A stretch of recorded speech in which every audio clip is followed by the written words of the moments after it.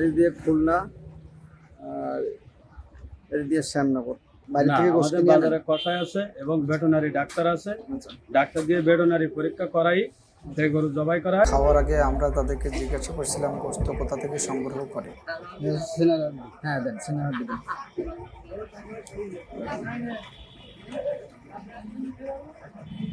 চুজা কেমন? এরকম এই যে ডেক, এরকম কয় ডেক যায় প্রতিদিন? আসসালামু আলাইকুম। আজকে আমরা যাচ্ছি সাতক্ষীরা পাটকেলঘাটার হুজুরের হোটেলে। হুজুরের হোটেলের চুইঝালের গরু গোশতের স্বাদ নাকি অতুলনীয়। দেশি গরু গোশতের সাথে দেশি চুইঝাল, যেটা ভোজন রসিকদের টেনে নিয়ে যায় সেখানে। আমি যাচ্ছি আমার ফ্রেন্ডের ইনভাইটেশনে। খাবারের পাশাপাশি তাদের মেহমানদারিও নাকি দারুণ। পড়ন্ত বিকেলে রাস্তার দুই ধারে প্রকৃতিও দেখাচ্ছিল বেশ মনোমুগ্ধ। রাস্তার পাশে সাজিয়ে রাখা বৈদ্যুতিক পিলারগুলো দেখে মনে হচ্ছিল কেউ সেই শৈশবে চক পেন্সিলগুলো সাজিয়ে রাখছে। চোখ জোড়ানো সৌন্দর্য দেখতে দেখতে আমরা চলে আসি পাটকেলঘাটা ব্রিজের কাছে। যেহেতু আমরা প্রথম যাচ্ছিলাম তাই আমাদের চিনতে একটু অসুবিধা হয়েছিল, তবে আপনারা কিভাবে সহজে যেতে পারবেন সেটাও আমি ভিডিওতে উল্লেখ করে দেওয়ার চেষ্টা করব। ভাই হুজুর হোটেল কোন সাইডে? অবশেষে ব্রিজের নিচ দিয়ে আমরা সেখানে পৌঁছে যাই। এখানে হোটেলের কোনো নাম বা সাইনবোর্ড দেখতে পাবেন না। আসসালামু আলাইকুম, ভালো আছেন? যে হুজুরের হোটেলের যে হুজুর, উনি কিন্তু আমাদের পাশ কেটে চলে গেল। এবার চলুন দেখে আসি কিভাবে আপনারা সহজে এখানে আসতে পারবেন। এদিক দিয়ে খুলনা আর এদিক দিয়ে শ্যামনগর। তো ঠিক এই ব্রিজ থেকে সোজা যে একটা ঢালু পথ নামছে, এই ঢালু পথ দিয়ে নামলেই কিন্তু এইখানে এই হোটেল। আসসালামু আলাইকুম, ভালো আছেন? রান্না শুরু করা হয় 10টার থেকে, আর রান্না নামে যায় 12টা, 12:30টার পরে। এখান থেকে আপনার রাত 10টা। রাত 10টা পর্যন্ত। আচ্ছা ঠিক আছে। তাহলে গরু কি আপনারা নিজেরাই কেনেন? বাইরে না, থেকে গোশত আমাদের কিনে আনেন? বাজারে কষাই আছে এবং ভেটেরিনারি ডাক্তার আছে। আচ্ছা। ডাক্তার দিয়ে ভেটেরিনারি পরীক্ষা করাই সেই গরু জবাই করা হয়, তার থেকে আমরা গোশত কিনি।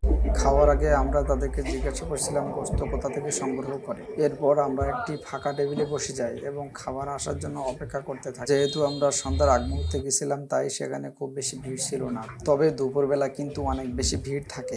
গামলায় রাখা চুইঝাল দিয়ে রান্না করা গরুর গোশত কিন্তু দেখতেই খুব সুন্দর লাগতেছিল। মনে হচ্ছিল আমরা কোনো মেজবান খেতে এসেছি। কিছুক্ষণ অপেক্ষার পর আমাদের টেবিলেও খাবার পরিবেশন করার জন্য চলে আসলো। হ্যাঁ দেন, সিনেমার দিবেন।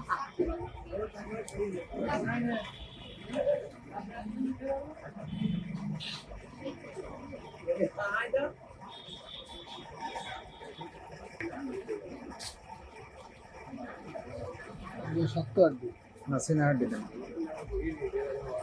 আমরাও আমাদের পছন্দ মতো গোশতের পিস বেছে নিলাম।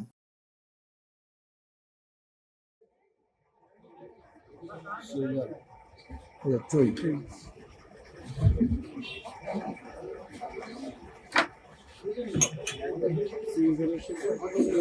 বিসমিল্লাহ।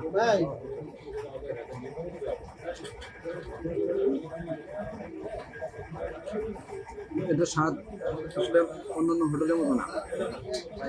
এটা মনে হচ্ছে যে আমাদের বাসা বাড়িতে যেরকম রান্না করে ওই রকম স্বাদ, কিন্তু স্বাদটা একটু ডিফারেন্ট, একটু বেশি স্বাদ, সুস্বাদু মনে হচ্ছে। এর সাথে দিচ্ছে হচ্ছে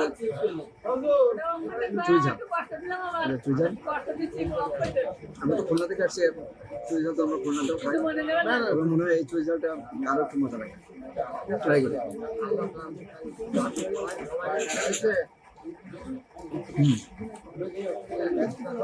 এই চুইঝালটা একটু ভিন্ন স্বাদ। এই চুইঝাল কেমন?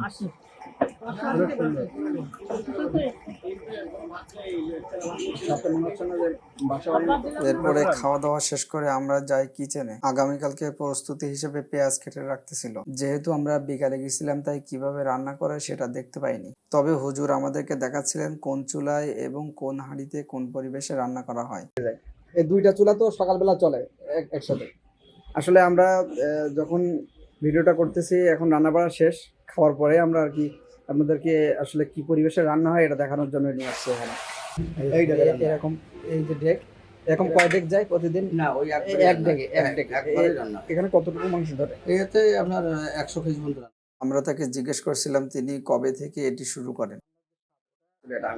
আপনি শুরু করছিলেন কত সালের দিকে শুরু করছিলেন?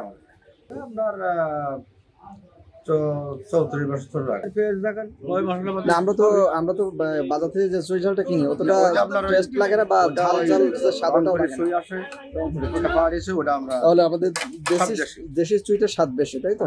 ভালোভাবে আর কি মেহমানদারি করছে, আমরা খুলনা থেকে আসছি শুনি।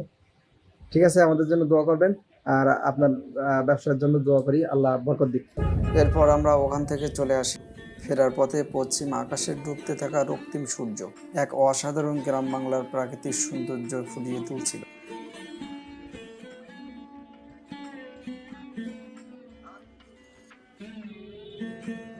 আবার পথে আমরা আরেক ফ্রেন্ডরা এখানে যাই এবং কিছুক্ষণ খেলাধুলা করি।